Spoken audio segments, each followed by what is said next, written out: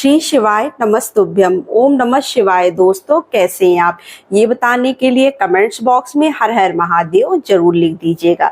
तो पूज्य पंडित प्रदीप मिश्रा जी ने अपनी उस कथा में बताया कि जो है इस बार जो देवशयनी एकादशी पड़ रही है वो कब पड़ रही है। तो देवशयनी एकादशी जो है वो 6 जुलाई दिन रविवार को मनाई जाएगी। इसमें इस बार कोई डाउट नहीं है, जैसे कि जो है वो निर्जला एकादशी में डाउट था कि 2 दिन का एकादशी हो रहा है। तो गुरुदेव ने बताया कि इस बार जो एकादशी का व्रत रखा जाएगा वो जो है आपका 6 जुलाई को ही रखा जाएगा, क्योंकि जो है हम उस तिथि को मानते हैं जो उदया काल में जो तिथि होती है वही तिथि मान्य होती है। तो उदया काल में गुरुदेव ने बताया कि 6 जुलाई को ही जो है वो देवशयनी एकादशी पड़ रही है, तो इसलिए उसी दिन देवशयनी एकादशी का व्रत रखा जाएगा, क्योंकि इसी दिन से भगवान विष्णु जो है वो योग निद्रा में क्षीर सागर में चले जाते हैं, क्योंकि इस दिन से चातुर्मास प्रारंभ हो जाता है।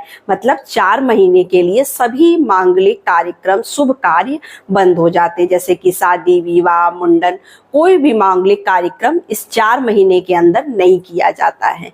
तो 10वीं तिथि से लेकर और पारण तक के संपूर्ण नियम क्या होंगे गुरुदेव ने कैसे बताया। तो देखिए, हम जो है ये जो पड़ती है देवशयनी एकादशी, या वैसे तो साल में जो है 24 एकादशी पड़ती है, लेकिन जो देवशयनी एकादशी होती है ये अपने आप में बहुत ही खास एकादशी होती है, इसका बहुत ही महत्व होता है। तो जो सनातन धर्म में जो लोग हैं वो इसको इसलिए 6 जुलाई को मनाएंगे, देवशयनी एकादशी का व्रत रखेंगे। लेकिन इसका जो हम 10वीं तिथि से जो है इसका नियम स्टार्ट हो जाएगा। तो 10वीं तिथि के क्या क्या नियम है पहले हम यहाँ से स्टार्ट करेंगे। तो देखिए, 10वीं तिथि को हमें क्या करना है, जो महिलाएं होंगी वो उसी दिन बाल वगैरह धुलकर स्नान कर लेंगी, अगर वो व्रत रख रही हैं तो।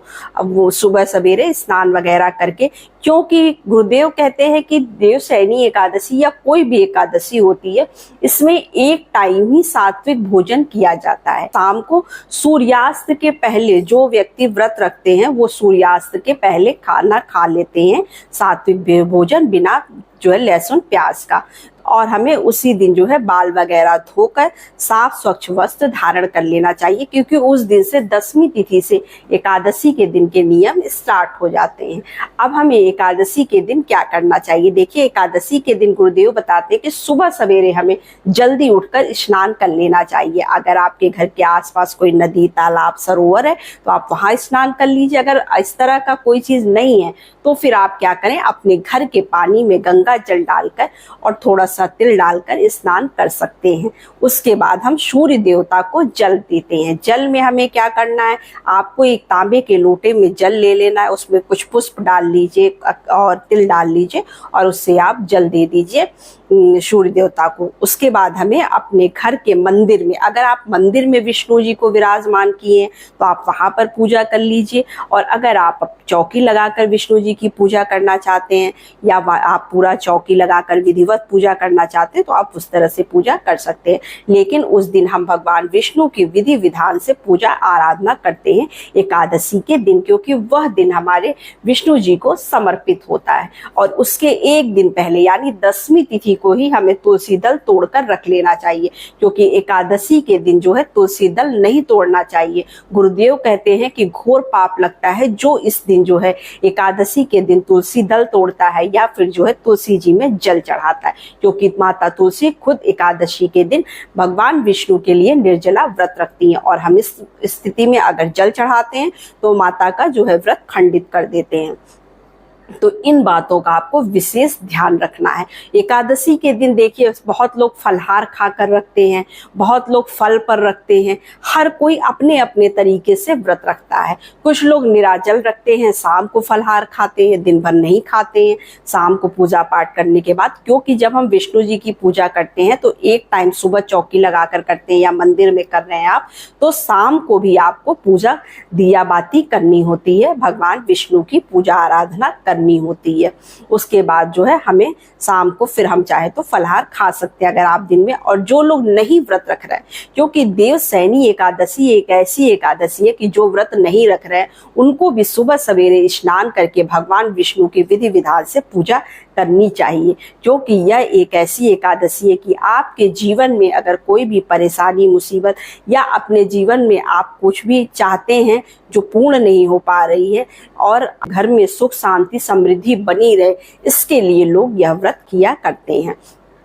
तो अब मैं आपको बता देती हूँ कि द्वादशी तिथि के क्या नियम होते हैं। तो एकादशी तिथि का जो पारण हम करेंगे वो हम द्वादशी तिथि को करेंगे, यानी सोमवार को। दिन सोमवार को 7 तारीख को आपको पारण करना है। तो पारण का भी कुछ नियम होता है। देखिए, पारण आपको सुबह सवेरे कर लेना चाहिए। वैसे तो द्वादशी तिथि रात्रि के 8 या 9 बजे तक ऐसी कुछ है, लेकिन आपको सुबह 8:35 के अंदर अंदर जो है वो पारण कर लेना है। तो यहाँ पर गुरुदेव कहते हैं कि जो पारण हम करते हैं, सुबह सवेरे पारण करते हैं, तो स्नान वगैरह करके हमें पारण करना होता है। पूजा करके हम भगवान की भोग वगैरह लगा के उसके बाद हम पारण करते हैं। तो पारण में चावल जरूर खाना चाहिए, क्योंकि जब हम चावल खाकर पारण करते हैं तो हमें एकादशी तिथि का पूरा फल प्राप्त होता है, क्योंकि एकादशी तिथि में चावल वर्जित होता है। क्योंकि जो है ना हम चावल का किसी भी तरह से सेवन करते हैं और ना ही भगवान को चावल अक्षत के रूप में हम समर्पित करते हैं। तो इसलिए हमें क्या करना चाहिए कि द्वादशी तिथि को चावल, भले आप एक दाना ही चावल खा लीजिए, उस दिन भी सुबह के टाइम जब आप भोजन करते हैं तो आपको सात्विक भोजन ही करना चाहिए। उसमें लहसुन प्याज वगैरह का बिल्कुल भी प्रयोग मत करिए। शाम को आप खा सकते हैं, लेकिन सुबह का जो भोजन आप पारण का करेंगे उसमें आपको लहसुन प्याज वगैरह नहीं खाना चाहिए।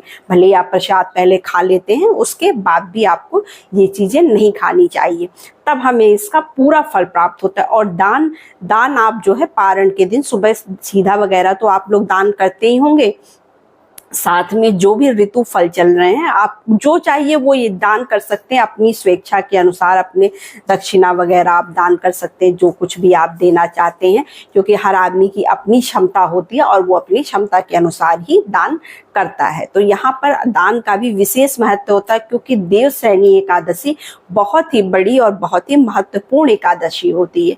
तो अगर नहीं भी व्रत रखते हैं तो भी हमें द्वादशी तिथि में कुछ ना कुछ दान करना चाहिए। ब्राह्मण को, किसी भी मंदिर में या ब्राह्मण को आप दान कर दीजिएगा। तो बस यही छोटी सी वीडियो थी, छोटी सी जानकारी थी। वीडियो अच्छी लगे तो चैनल को लाइक सब्सक्राइब जरूर करिए। तो नमस्ते फ्रेंड्स, ओम नमः शिवाय, हर हर महादेव।